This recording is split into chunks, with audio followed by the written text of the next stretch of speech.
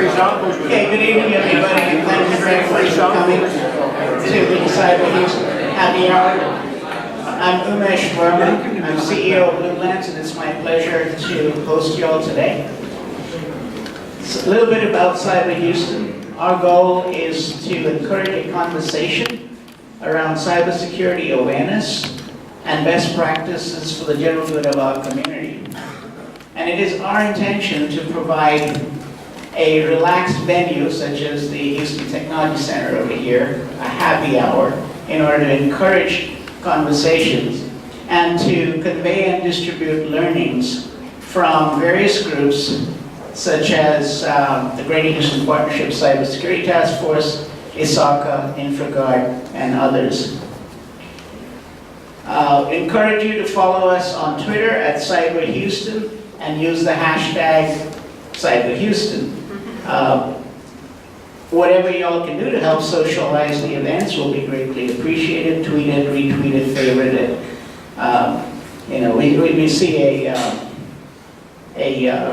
nice following beginning to occur. And so if you have conversations that you want to continue on, try to include Cyber Houston in your hashtag Cyber Houston.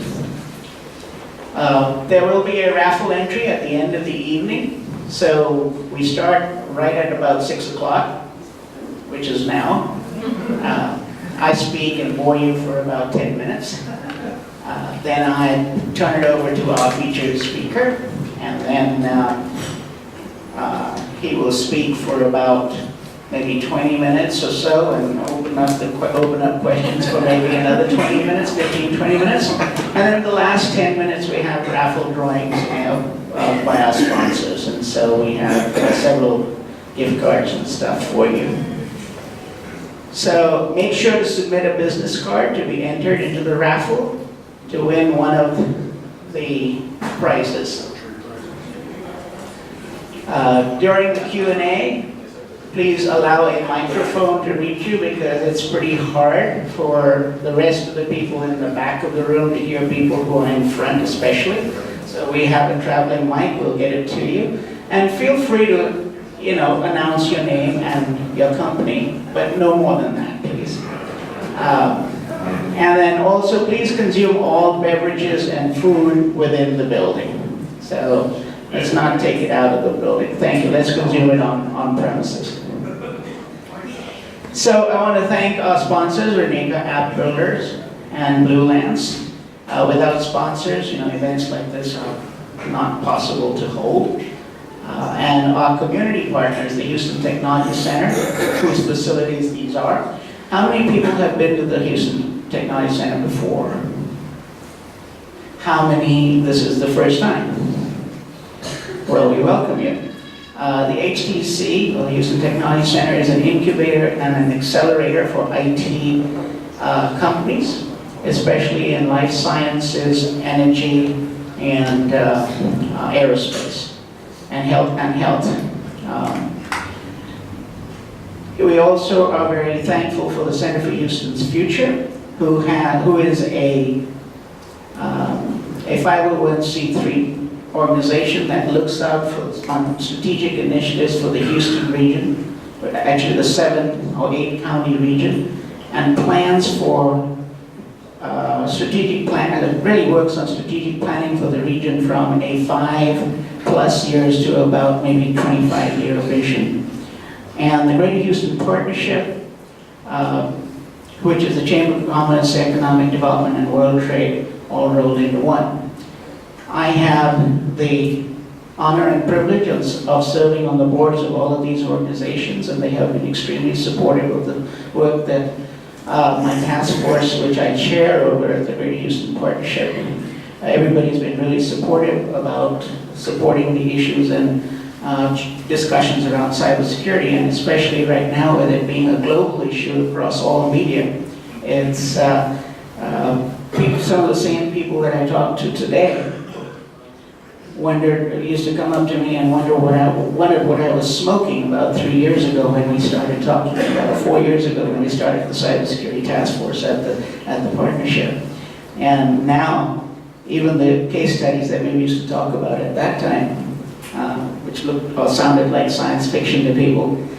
It's just a normal place today. So I want to talk also about the Cybersecurity Business Vitality Guide, which is the work product of the GHB Cybersecurity Task Force. We have a couple members of the task force here today. Would you all please just stand and be recognized? Yeah. Excellent. So we have Mel, and Jason. The guide, I don't know if we have any more. I think there are several copies on the back table. It is in its 3rd edition, and it's the work product of a cross-section of business leaders across multiple industries. And in that guide, the idea was for the enterprise members of the partnership to take their advice and their learnings around cybersecurity and their best practices and put it into a form that is easily conveyable and digestible, especially for their small and medium-sized partners and suppliers, in order to help those partners and suppliers become more cyber ready, become better prepared for cyber events, and to help them become better and healthier partners to the enterprises.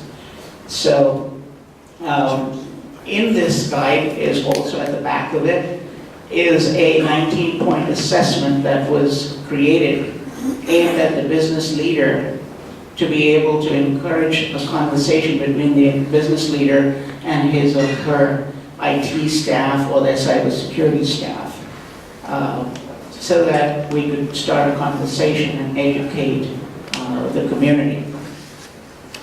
Another piece, another instrument that we, as the Partnerships Task Force, that we have developed and we released in October of last year during Cybersecurity Month, at an event at a breakfast event where we had Congressman McCall be our keynote speaker.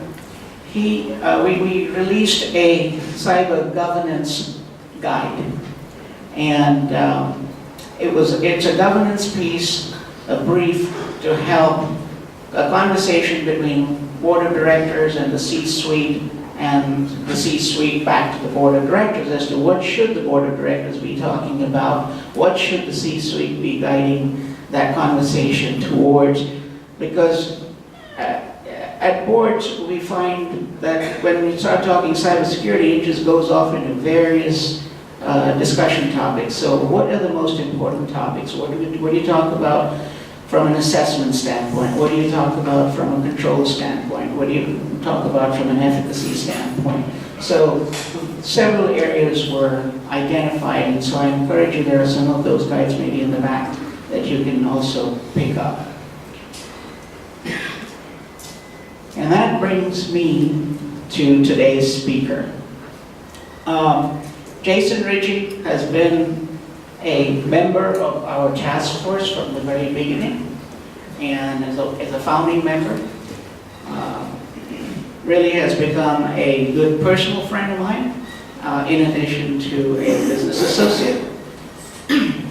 And A&M graduate, I think you're very involved with the A&M banking sector supervisory board. Has a whole host of accomplishments.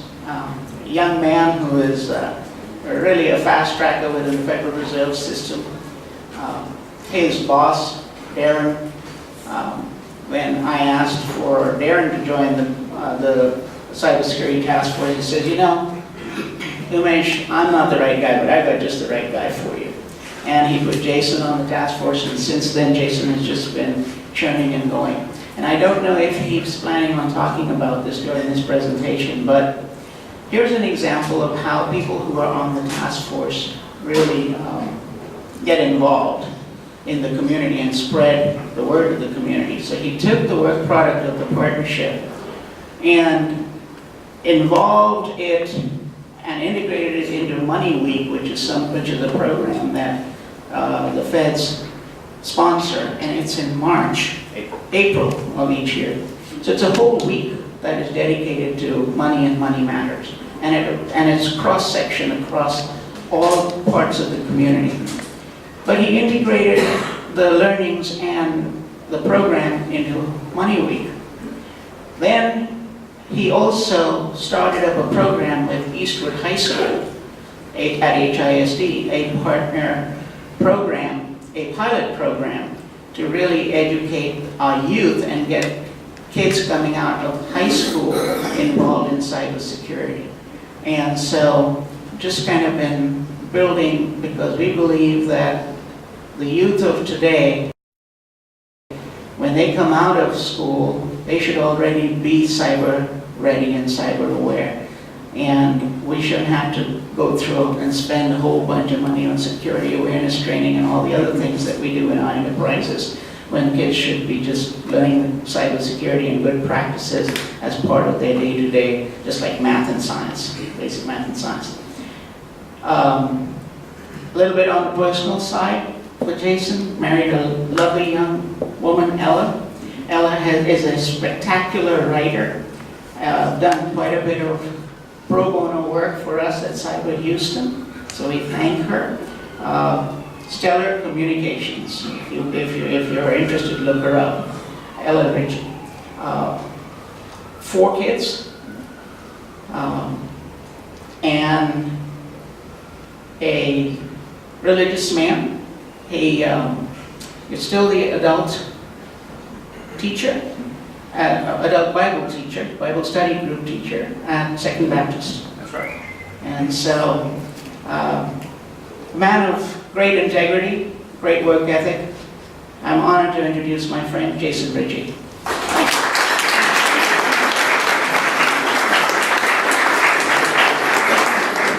Umesh has a talent to make people sound much more special than they really are. Thank you, Umesh. You are a gem. Thank you so much. So Thank what's you. trending here in 2017? In my world, what's trending is paleo diet.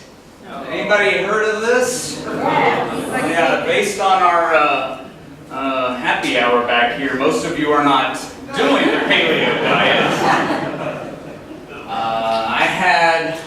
My wife was dabbling into doing some research on paleo. I really needed to change some things, so New Year's came along and I became a paleo victim. And the paleo diet is really basically no to anything fun. It's no ice cream, no pizza, no hamburgers, no bread, no pasta, no sweets, no cookies, no beer, no wine. It's awful.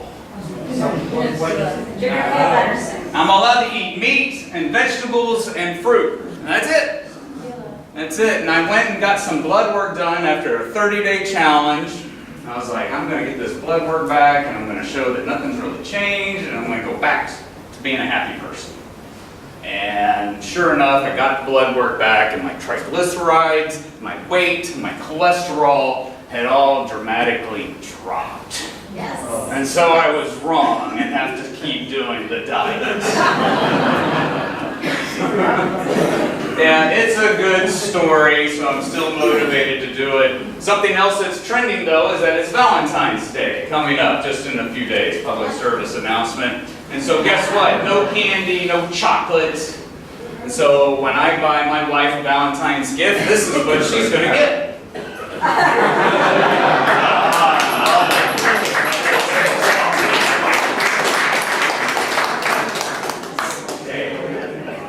So I'm sure you did not come here tonight to get tips on dieting or marriage counseling or anything like that. We'll talk about some trending topics in cybersecurity, specifically around banking and credit cards, payment instruments, and the like.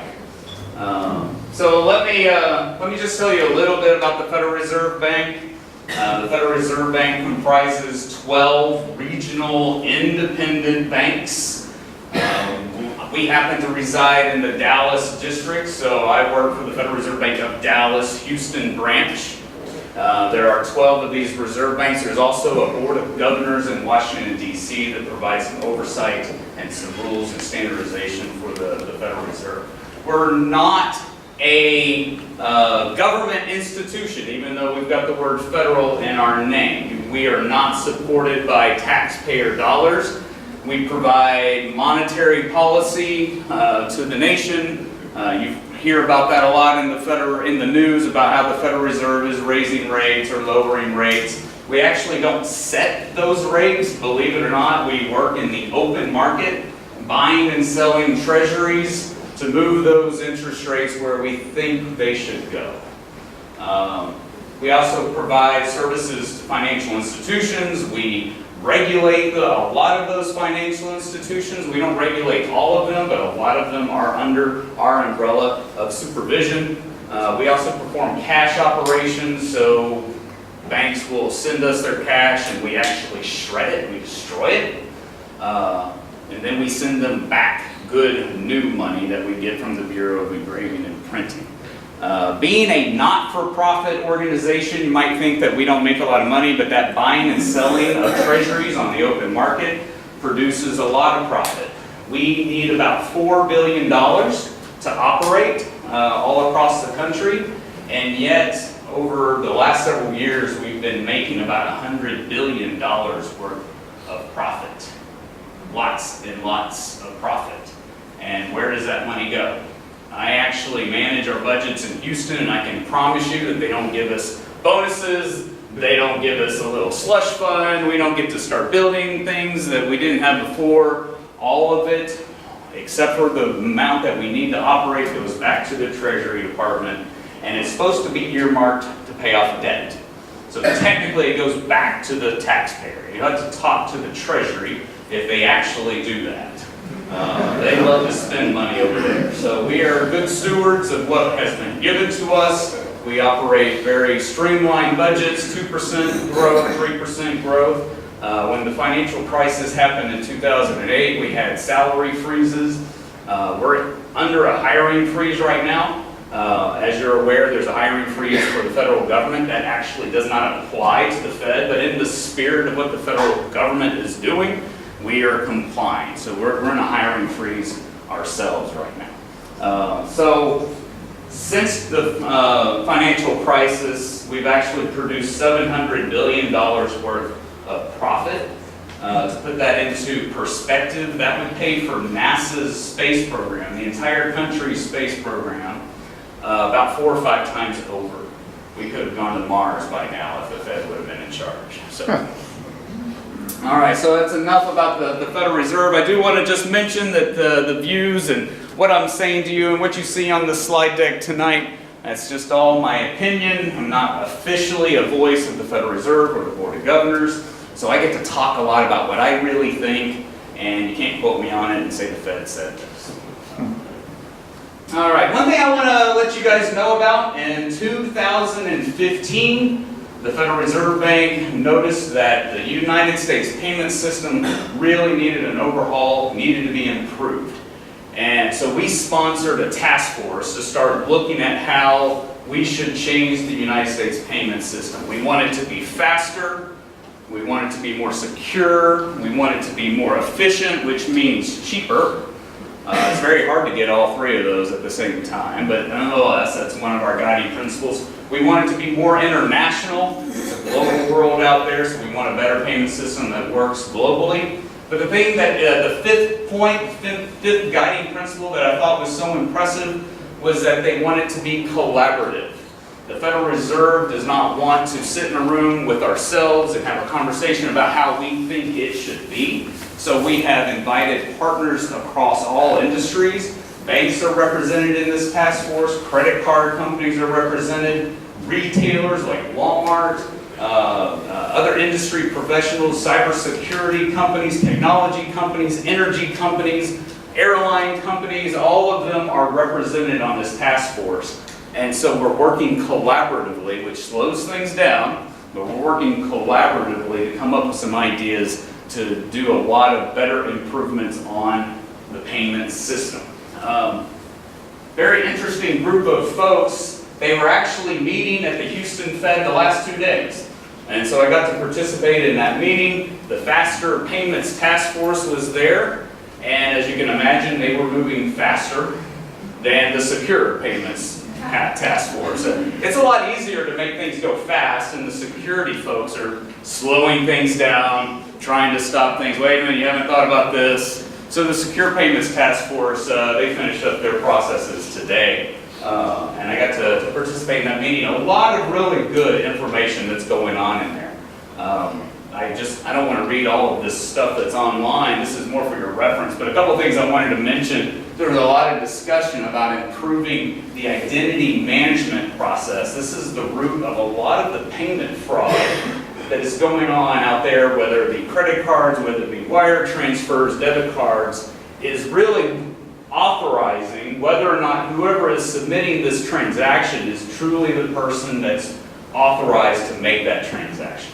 Too much fraud is born out of people stealing credit cards and making unauthorized transactions, or logging into someone's corporate banking account and doing a wire transfer. And so we don't do a very good job of authenticating who is making these transactions, whether it be online or face-to-face. Card not present transactions, like if you're going online and doing something on Amazon or something on some other website, as long as you've got the credit card number and the person's name and address and that little 3-digit number on the back of the credit card, you can be anyone, anywhere in the world, and you can execute a transaction. So identity management is one of the things that we're tackling. Also, protecting the data that is being transmitted in the payment stream, end to end.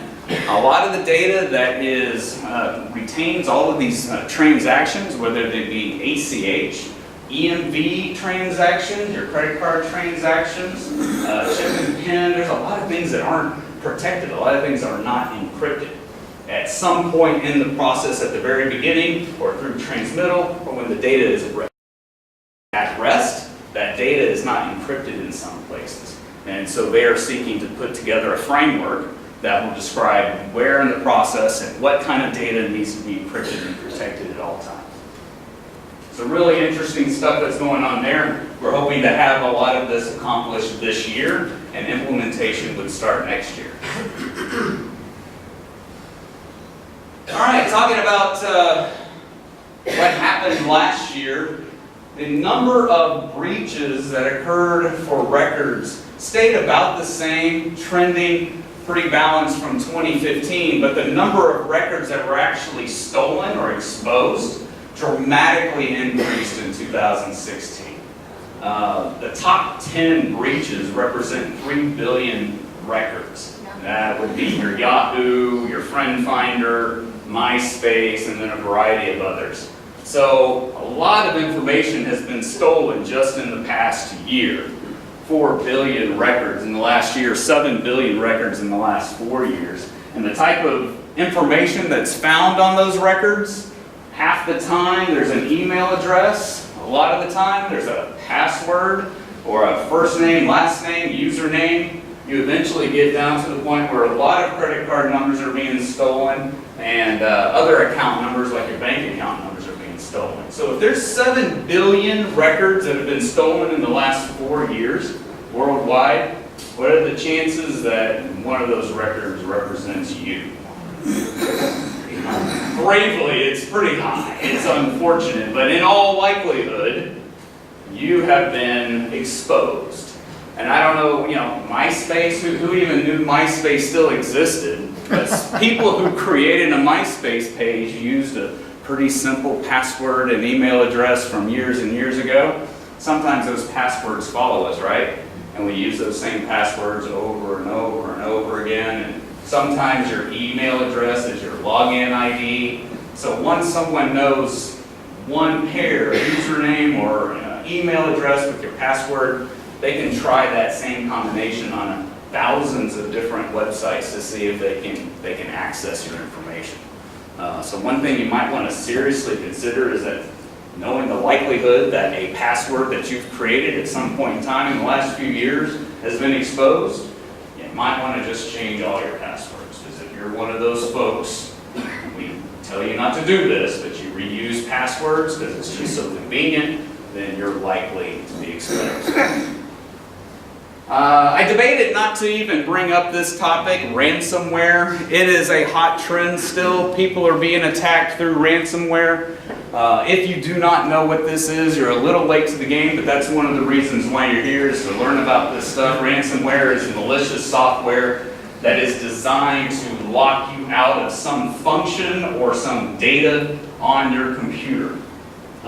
Very effective type of malicious software, such that it's pretty much the only malicious software that's out there these days. 93% of the malicious software is specifically ransomware. Most of the time it shows up in locking out your data. So as soon as you've installed this malicious software, it starts encrypting the data on your hard drive or your My Documents or any other shared drive that you're connected to. It looks for all the important type of documents that you really know and love. And as soon as it's done encrypting everything, it gives you a little warning that says you must pay 1 Bitcoin or something like that in order to get the key that will unlock your data. There's all kinds of variants of this ransomware. Some of it can be fixed, some of it is pretty permanent. The trick here is to make sure you're backing up your data so that it's not so valuable. The average cost for one of these ransomware attacks is $722, according to last year's number. That's usually paid in Bitcoin. If you don't know what that is, it's a virtual currency that criminals love to use because it's international, it's unregulated, and you can do it over a wire and not have to physically be available to receive a payment. Very expensive to be hacked or to be attacked by ransomware. The larger the organization, the more likely their data is valuable. A hospital out in the West Coast paid $17,000 just because 4 workstations were hit with a ransomware attack. And we advise you not to pay the ransom because there's no promise they'll give you a key to unlock your data. And then once you've paid it, they know that they can come back and hit you again because they know you'll pay it.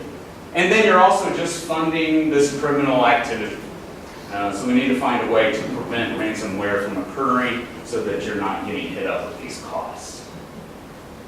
So with all of this record-breaching, ransomware attacks, all of this stuff is really hot stuff going on in the cybersecurity world. I was at a summit just a few weeks ago, and it was reported that there's about 200,000 open jobs in information security. So if you're looking for a career and get knowledgeable in one field, cybersecurity, information security might be a way to go. A lot of job opportunities out there. This right here, Hack, is an exchange-traded fund. It's got a lot of companies that are security-type companies like CyberArk and Palo Alto and Symantec and many, many others. So it's like a mutual fund that you can find out there on the market. And if you had invested in that about a year ago, you'd be doing better than the Dow. I'm not here to tell you how to invest your money, but I'm just kind of showing you what's going on. The Dow Industrials did really well at about 23-24% the last year, and this exchange-traded fund did even better at 38% in 1 year's time. So these security companies are doing pretty well because there were 4 billion records that were hacked last year. So we're needing to improve this. However, because criminals operate in Bitcoin, what if we compare to Bitcoin? If you look at this chart, it looks like we're losing. The blue line here is the value of the Bitcoin going up 170% in the past year. Missed that opportunity. It's not my 401k's growth rate. Yeah, Dow Jones way down here at only 23%, Hack at 38%, Bitcoin's value even hit 200%. I'm not saying that Bitcoin's growth is only because criminal activity is so rampant. There's other drivers that are causing Bitcoin value to be fluctuating so much. In China, they love to just work in Bitcoin. They love it. They're speculative traders up there in China, so that's a lot of volatility when it comes to Bitcoin. All right, let's talk a little bit about your patterns on how you are spending money. Non-cash payments, almost everything is trending upwards. We're executing a lot more transactions than we ever have. These are US numbers. Debit cards represent a large percentage of how we're executing transactions. Credit card growth is really high. ACH is really big for your larger payments, like your mortgage payment, your car payment, stuff that you're doing automatically out of your accounts. Those are ACH transactions generally. Prepaid debit cards are even growing a little bit. The only thing that's decreasing here are checks. We used to write checks, right? We don't do that much anymore. The Federal Reserve Bank was a big clearinghouse for checks. We had 45 physical locations around the United States to process paper checks. We are down to one location, just one. It's Atlanta. We lost a lot of employees. It's just the way it goes. When things change, there's no more work for them to do, then they had to be laid off. So checks are decreasing. The one thing we finally got a little relief on checks, you can barely see it, but the rate of decline has finally stopped increasing. So our decrease in check payments looks like it's coming close to bottoming out, and we'll be pretty stable on writing paper checks. Something else that's happening is we're starting to see a decline in cash payments. So cash payments have generally been on the up and up until the financial crisis. They leveled out a little bit, and now we're starting to see some downward pressure on cash payments. I bring that up a lot because cash is pretty secure. There's not a cybersecurity element to paying in cash. If you happen to have the cash in your hand, you're authorized to pay with it. Now, it doesn't mean that it's safe, because I don't want my wife walking around with a few $1,000s in her purse, and if it gets lost, it's gone forever. So I'm not saying that cash is the way to go, but it's actually a very popular way to make payments for small expenses. But even that, we're starting to see a decrease. The amount of cash that's in the system has actually grown significantly, but the amount of transactions that are happening with cash are slowing. And what that means is there's a lot of people holding on to their money. They're just hanging on to the cash. With interest rates at practically zero, there's not a whole lot of advantage of not having cash. It's not losing any money if you hang on to it. So there's a lot of folks, companies, and governments that are hanging on to cash. Here you can actually illustrate the downward trend for cash payments. Back in 2012, debit cards and credit cards were about on par with cash transactions, and now you see just 3 years later, debit and credit are about half of all transactions that are being made, and cash has gone down to about a third of the transactions being made. So what that means is that cybersecurity in the payments world is becoming ever increasingly more important, because people are opting to use maybe more convenient methods of making payment, like credit cards and debit cards, less likely to use cash, and yet I would argue that debit cards and credit cards are still very insecure methods of executing a payment. We can do a lot better.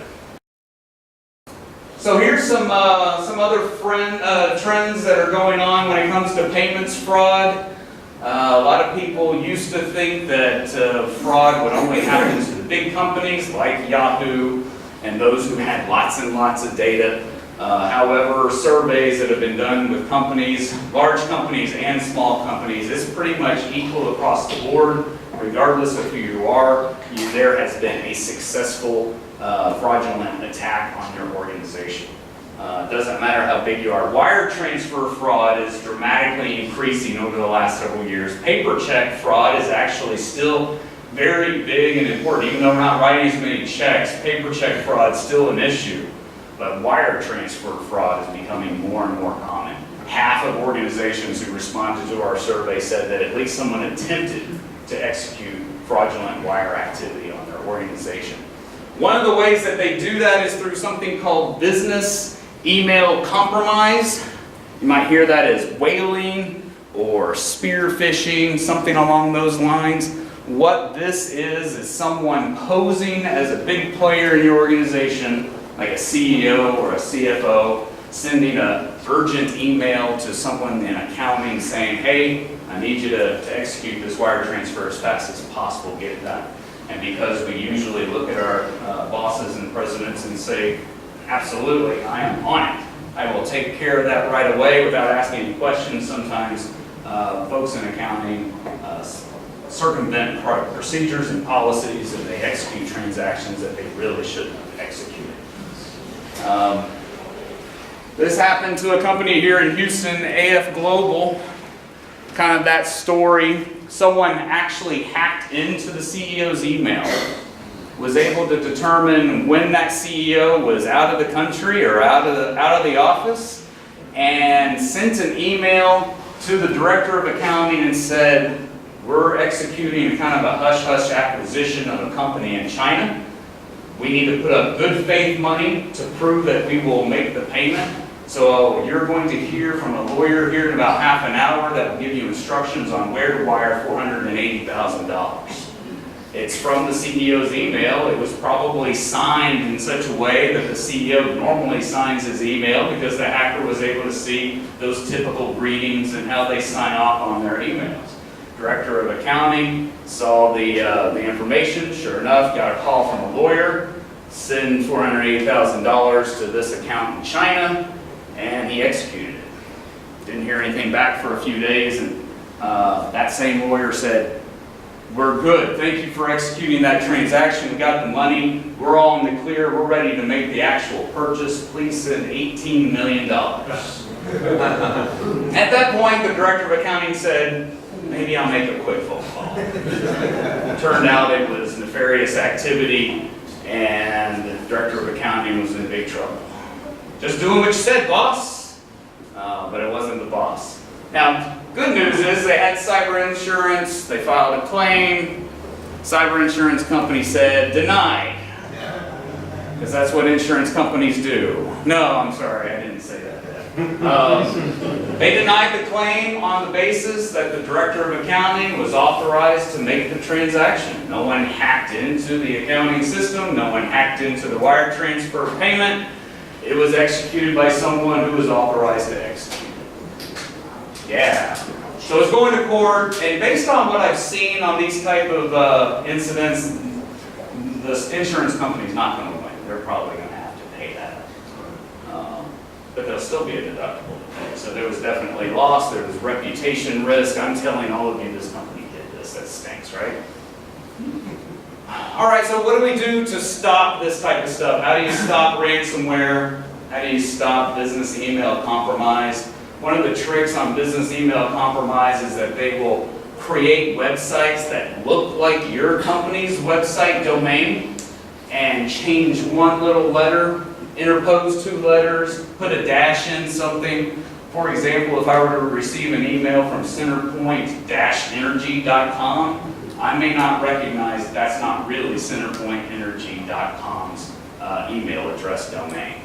And so if you have a domain address, you might want to look at what those other little changes to your domain might be, filter those out, track those, even buy that company's domain. If you've got a .com, you might want to buy the .net and redirect it to your .com, those kind of things. So just be aware that your domain could just be tweaked just a little bit, and someone inside your organization wouldn't even notice that it wasn't really you talking if you were sending an email. Yes, Jessica? And was that the same for AF Global? Was it the actual CEO's email address, like to the T? In AF Global, it was an actual hack in the CEO's address, or email account. So that wouldn't have helped in that case. Any external emails coming into your organization should be flagged. That's how we do it at the Federal Reserve Bank. If you send me an email, it will be flagged in two different ways, so it's obvious that it's someone from the outside, which immediately makes me pause if it's asking me to do something or click on something. So you should consider doing that in your organizations. You need to do phishing training, meaning you ought to test people out if they know what phishing is. Phishing is where these nefarious actors are sending emails trying to get you to click on malicious software and an attachment or something like that, tricking you into doing something that you shouldn't be doing. And then you do these little simulations. They're very inexpensive programs to execute. We do them at the Fed, and they're awful. Everybody gets caught at some point in time, especially during Christmas time when you see an email that says, you're about to lose your vacation if you don't click on this and verify how many days you have left. And yeah, we get like 25% success rate. So it's not hard, but this is really educating our employees not to be so gullible to click on these type of things. And if you're not doing that type of training and those type of simulations, they're not prepared for it. They're not skeptical enough for it. If you haven't already done so, block social media like Facebook, block personal email. A lot of people think they're going to die if they don't have access to Facebook. It's okay. Most people are carrying their personal devices anyway and have access to that kind of stuff all the time. So block those things. We mentioned doing data backups. You want your data to not be so valuable that if ransomware attack happens and you've been locked out of your data, that you're able to access it through a backup. Just make sure that backup's not a persistent connection because ransomware can encrypt the backup as well. And then one thing I'd mention on wire transfers, unless you're a really big organization and you're executing wire transfers like every few minutes, your bank should be calling you back and getting audible, verbal confirmation that you're executing a wire transfer. Most of the worst stories I hear are unauthorized wire transfers where a large chunk of money, $500,000, $1 million is being transferred to some bank account in Ukraine or in Iran or something like that, and all it would have taken was a quick phone call. And someone has said, well, of course we're not wiring money to Russia. We're not doing that. So please call your bank if you're not already doing this. Make sure that they have a callback policy on your wire transfers. All right, card swipe terminals. We've seen these kind of things at gas stations, ATMs, wherever we go. We're dipping our card into a slot and executing a transaction. The bad thing is that sometimes there's a little device covering the card slot, and that's called a skimmer. And somebody is stealing your credit card data when they do this. This is actually getting worse. ATMs have been around forever. You would think this would not be a problem that is getting worse, but it's becoming more and more prevalent. Major upticks in ATM machines, whether they're on-site at banks or whether they're off-site. One of the big reasons for this is 3D printers. You can make really official-looking manufactured things with 3D printers. You can put Bluetooth communicators on them so that when you put the skimmer on there, it's in real time communicating somewhere and sending that credit card information. You can even put a little camera on these skimmers so they're watching the PIN number being entered or the zip code being entered. So really sophisticated stuff on these skimmers. And so you need to be very aware of your credit card transactions, your ATM transactions. Kevin, did you have a question? Yeah, do you have a picture of the ones they're doing for the chip payments now? They're like this big, and they go inside the card slot? No, I haven't seen So that. that's a new thing. They make them so they have a Bluetooth transmitter or a Wi-Fi transmitter, and they actually go inside the credit card slot because it has to read the chip, and the chip stays there for the whole transaction. So it skims the chip and all the data, and then the only way you know it's in there is if your card is kind of hard to pull out. Wow. So very good information. 2 inches by the width of a card. No. Scary stuff, right? Thanks, I appreciate that. I'll have to look that up. So how would you know what is in there? On the ones that are internal into the slot, like you just mentioned, only if it didn't feel right when you're trying to pull it out. So Then it's too late. it's too late. Now the good thing about, well, before we get off base too much, let's talk a little bit about EMV. So is EMV perfect? No, it's not perfect. The chip is the same thing as EMV, EuroPay, MasterCard, Visa. It's a technology that embeds this chip into your credit card. It's much more difficult to manufacture, and so if someone stole your credit card, they're not likely to be able to create an EMV card out of it. So it is more secure, but it's not perfect because it's not even encrypted. It's still your credit card number, but it is better. It is better. So we implemented EMV nationwide in 2015, but it was an optional thing. It was not mandated. And so merchants who have not upgraded their equipment to EMV are held liable for fraudulent transactions if someone presents a credit card that has the chip, but they use the swipe instead. So if you're a small business owner, if you're a retailer, and you haven't upgraded your equipment to EMV, you are held liable for fraudulent charges. And all that has to happen is a few times and you'll be motivated to change out your equipment. Kroger, I talked to an executive at Kroger and they were going to blow this off, and in the first month they received so many fraudulent transactions that they immediately put a project in place and started changing them out 2 weeks later. Doesn't that chip, it has 3 verification processes, right? And then it's rated as zeros for transactions, is that what I understand with that chip? The machine fuels it, gives it power, right? Yes. And it runs through this verification process, the transaction is done, it's all zero, is that correct? That is my understanding, and it's good for a one-time transaction, that it actually authorizes a transaction that can be submitted for that one time. However, you're still able to get the credit card number off of that chip. That's the problem, is that you can still get the 16-digit credit card number off of it, create your own fake credit card, and present that fake credit card to some place that doesn't have the EMV terminals, and still execute fraudulent activity. The swipe has all your information on it, correct? Yes, almost. It has a lot, yeah. Anyone who can steal your credit card, if you give your credit card to a waitress or a waiter or a clerk and they turn around and disappear, they can easily swipe that card with a device that'll read all that data, and then in a matter of an hour, there's a fake credit card wandering around to New Orleans. It's happening. So, it's not hard. I don't know why it doesn't happen more often. Is there a quick question in the back? Yes, sir. I don't know if we can get you off topic, but I've heard that using these fake systems they have going on, I've heard that using credit instead of debit is safer. Is that, do you know if that's a fact or not?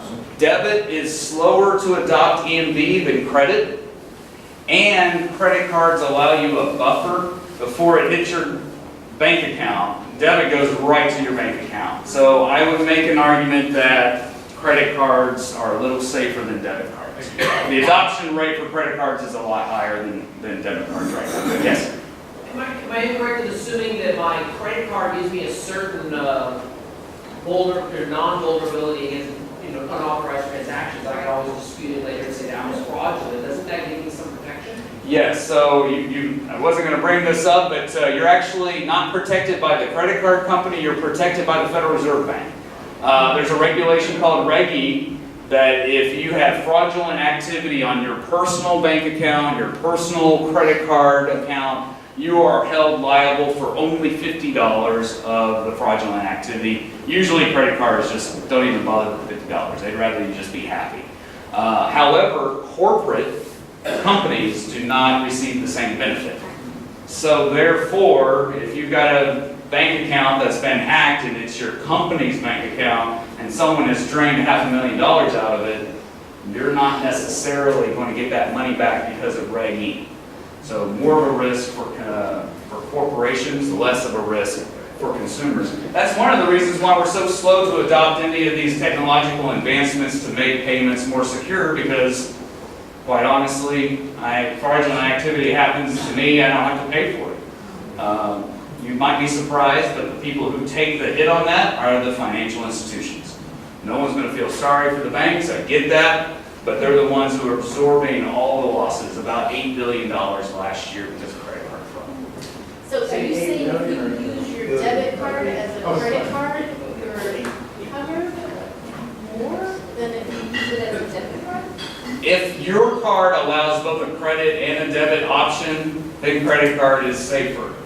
However, the merchant has to pay a higher fee for that than the debit card, and so our merchants don't prefer you to use credit cards. They would prefer a debit card transaction.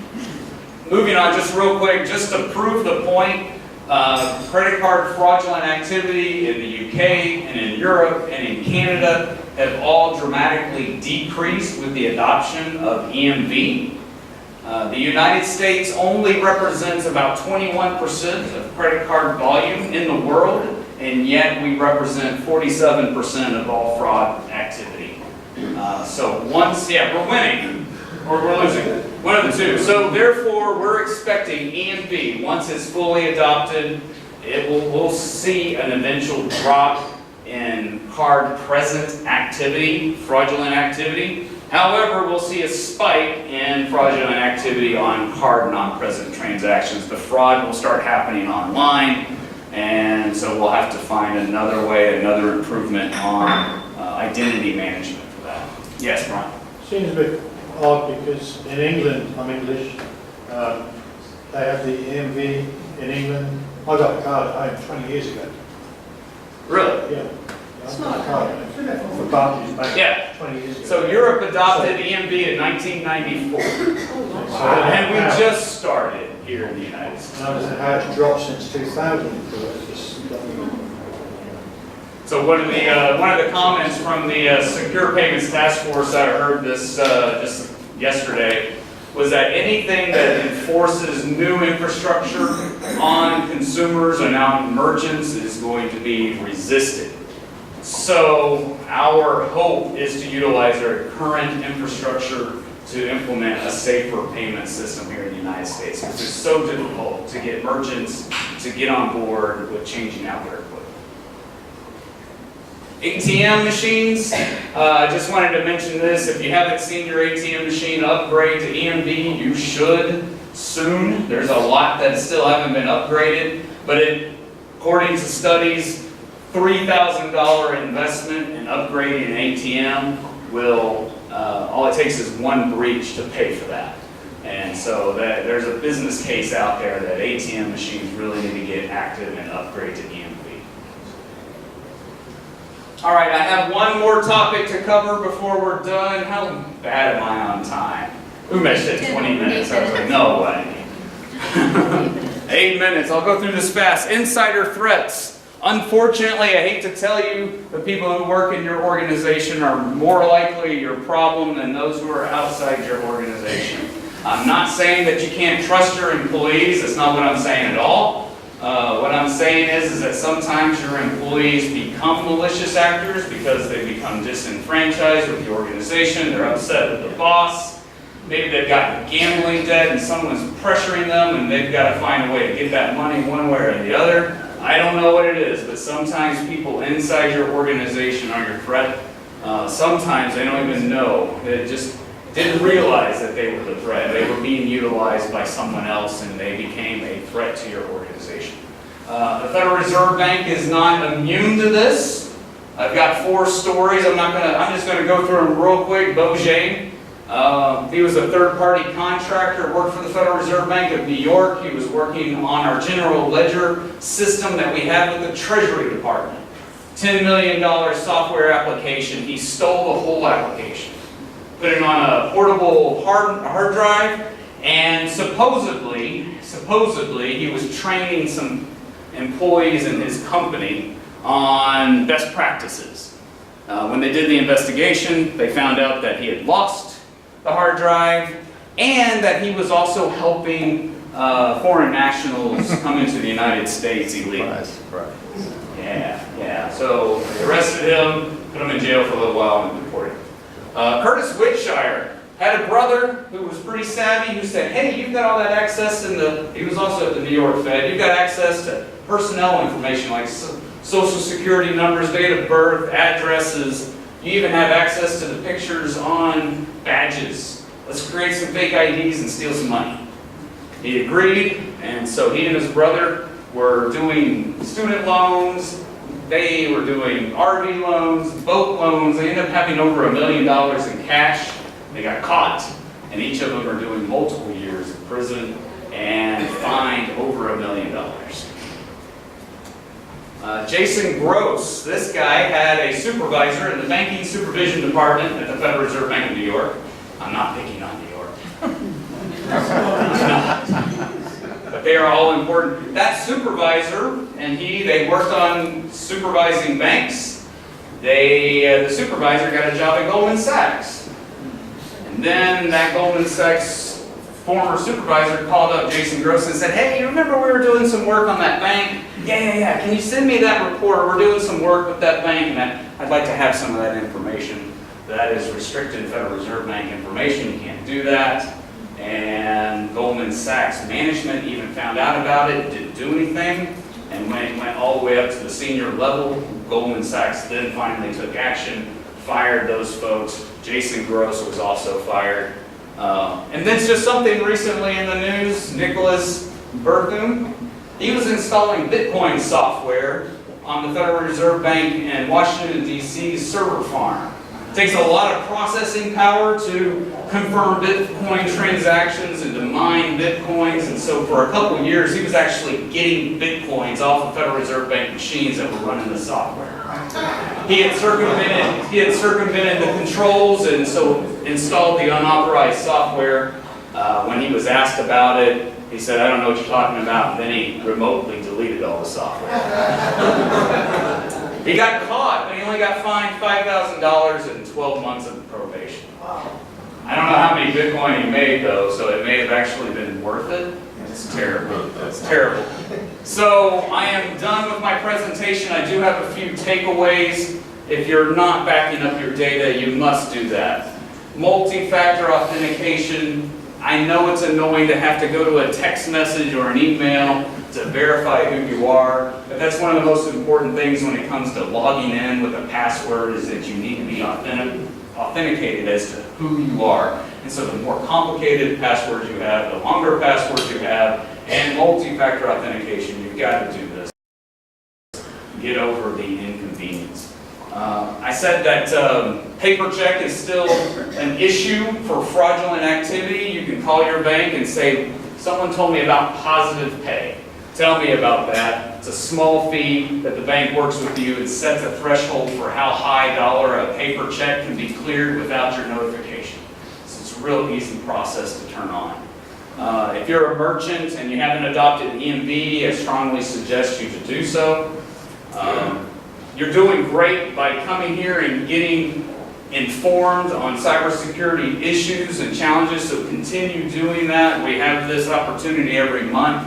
The Greater Houston Partnership, as Umesh mentioned, there's a document that you can browse that shows you a lot of best practices in your industry-specific advice on how you should implement cybersecurity in your organizations. I highly advise you to download that, and it's free.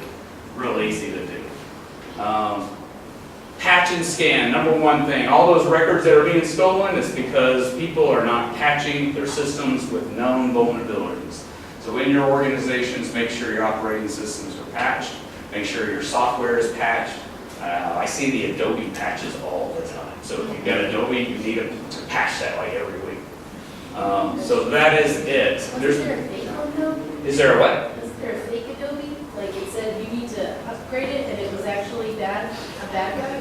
Oh, absolutely. There's all kinds of nefarious activities and phishing. So never click on links in your email. Go to the websites. Like if a bank sends you an email that says, "Oh, you need to check your account real quick, verify something," go to your bank's website. Don't click on links in your email. All right, Umesh, I think I've gone too long, so you got anything else? Great presentations.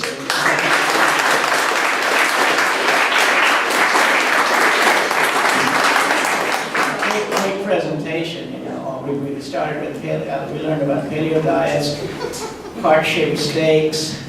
I'm just picking that. Good.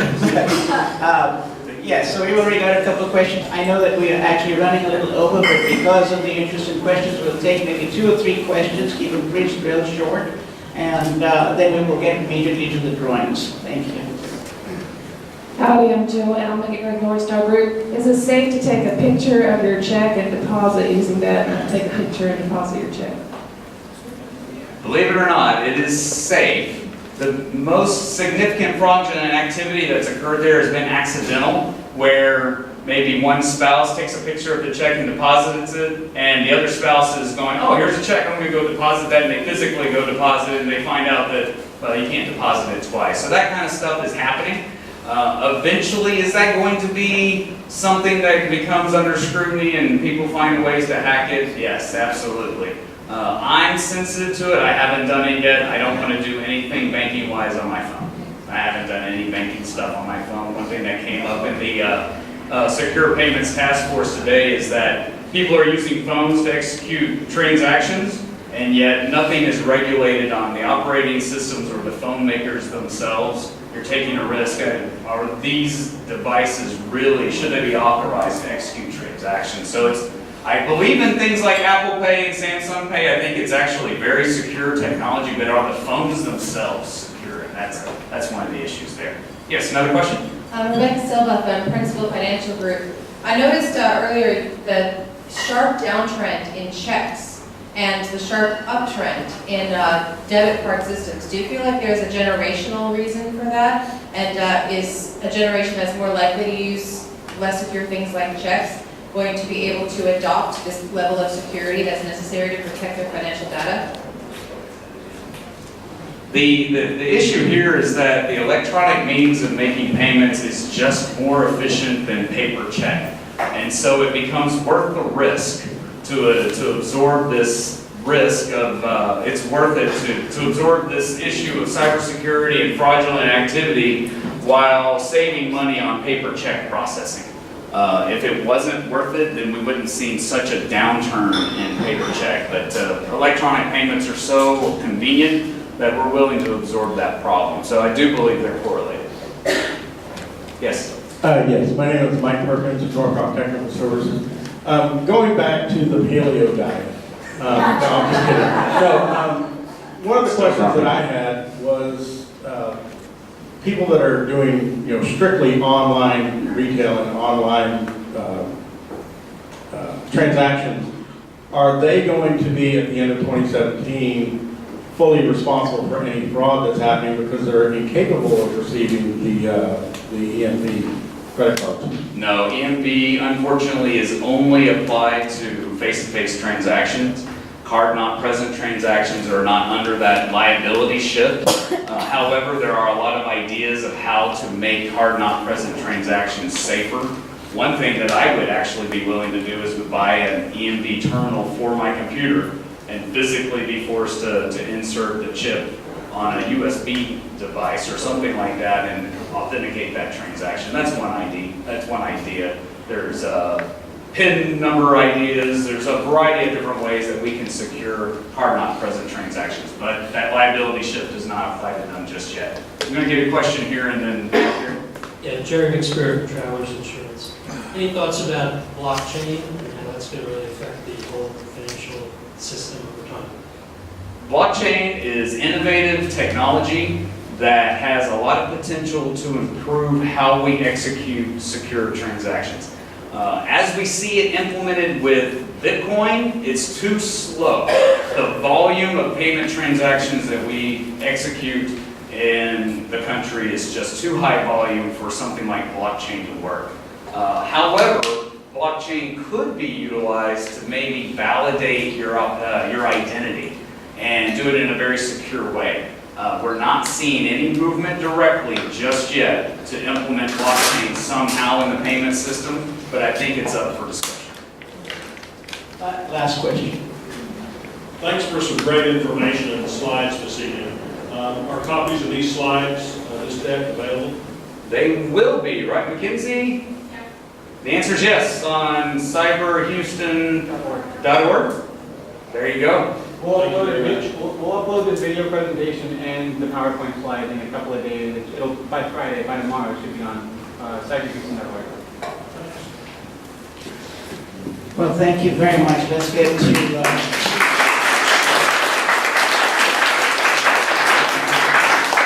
Jason, you'll help with the drawings a little bit. Now, we have to pay some bills around here, so our sponsors get a couple minutes each to just tell you a little bit about their company, and then we'll illustrate the drawing. You do have to be present to win. So. Hi everyone, I'm Rayla Verma. I'm the co-founder of Reneka App Builders. Reneka App Builders is a mobile app development company. We develop mobile applications for businesses, and we have a very simple process.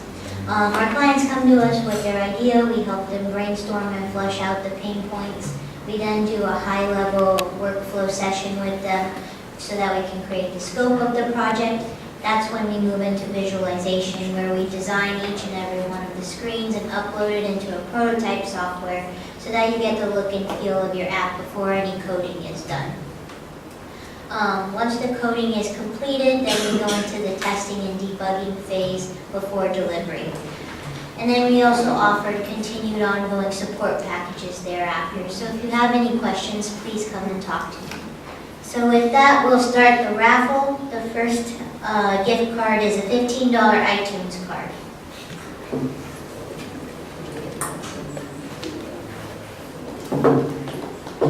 Nick Gardner. Nick. Card not present. Variation on that. Hans Hauser. Is that a no?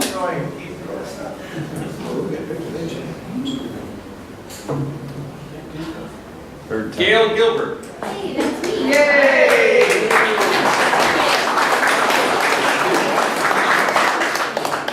Thank you for persevering to the end. Thank you. Oh, quick photo.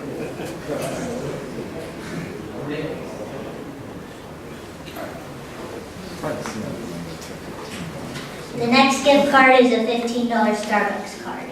To Jill Almerberg.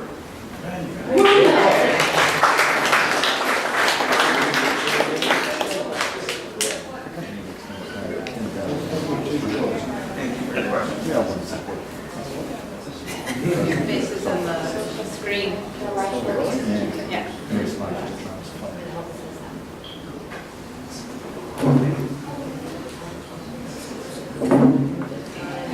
The last card is a $50 Nordstrom's card. Sean Shaw. Sean.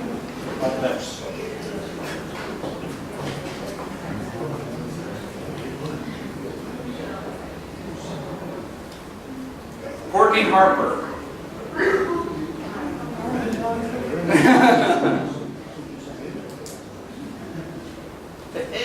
And Tom Finley. Hey, All Tom. right.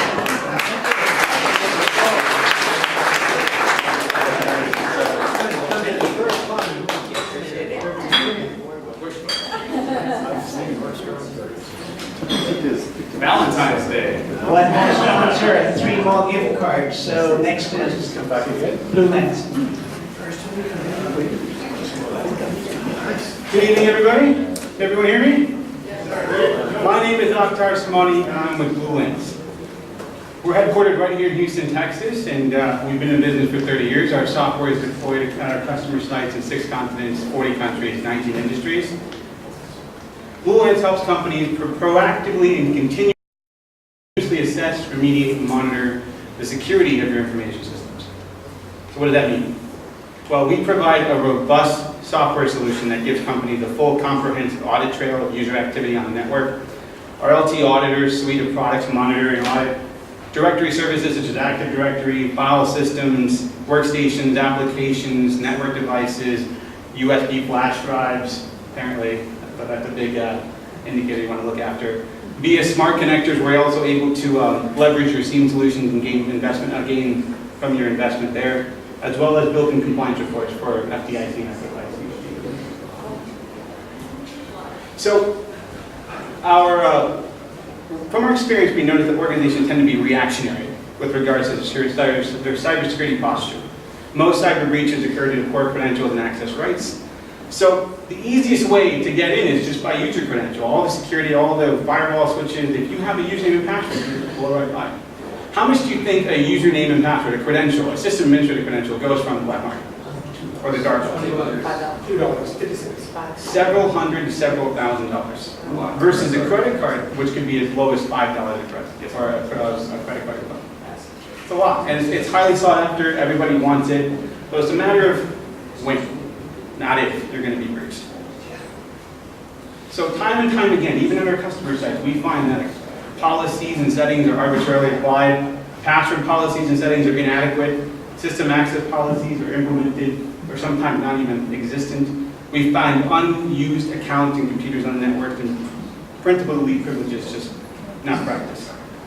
So in response, Blue Lens has developed an assessment service that can assess account policies, password policies, system access, user privileges, The assessment identifies potential vulnerabilities and can suggest a remediation plan on how to remove inactive accounts, change weak passwords, revoke excessive credentials, and paired with our LT auditor monitoring auditing engine can alert on real-time changes. So we want to assess, remediate, and monitor the security of your information system. We want to harm you. So in summary, that's what we do. How much do you think something like that would cost? Happy to say it's free. Your first assessment scan is free, and we're happy to help you schedule it. So please contact me or anybody with a Blue Ant name badge, and we can take care of you today. Now, I know we're here for a raffle, so let's go ahead and get started. We have a couple of visitors from Starbucks, iTunes, and Amazon. So I think we're going to get started. $15 iTunes gift card, first raffle. Josh Leachman. Hey, way to go.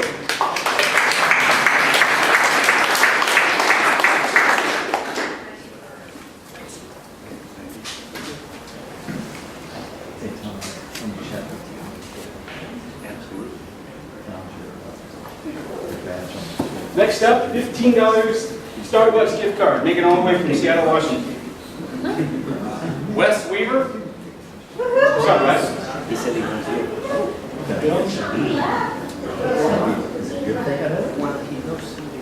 Not present. Pasquale Metazzi.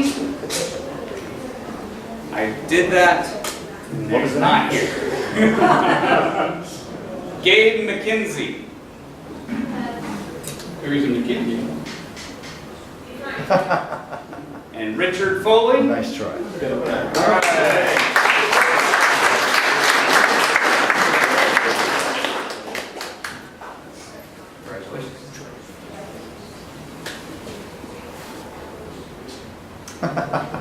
Nice poses.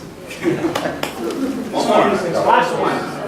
It's funny, Amazon $50 gift card. You guys can find this, and in 2 days you can get a Valentine's Day gift card for your special loved one. Right. There we go. Joseph Lamar. Joseph. Oh, back there. He's here.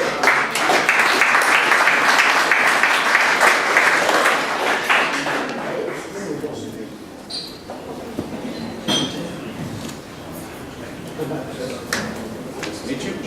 Yes.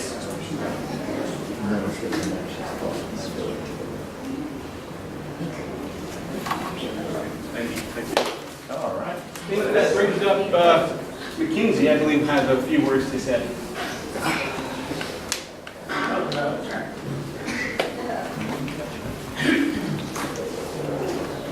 Good evening, everyone. How are you? All right. So I am thrilled to announce that we have a lovely inaugural summit coming up in April. Hopefully, fingers crossed. So if any of you guys have any questions about sponsorships for our cyber summit that we have coming up, please feel free to email me, call me. There are also speaking opportunities that are available as well for that. So I'd be happy to talk to any of you guys if you've got some information you can add to the summit. Also for sponsorship for here, if you have any questions about sponsoring the events that we have, hello Rain, here tonight for the happy hour, you can also reach out to me as well. That's it. Thank you. Thank you. Evening and drive safely. Thank you, Jason. Sorry, I ran long. Hey, you're fine.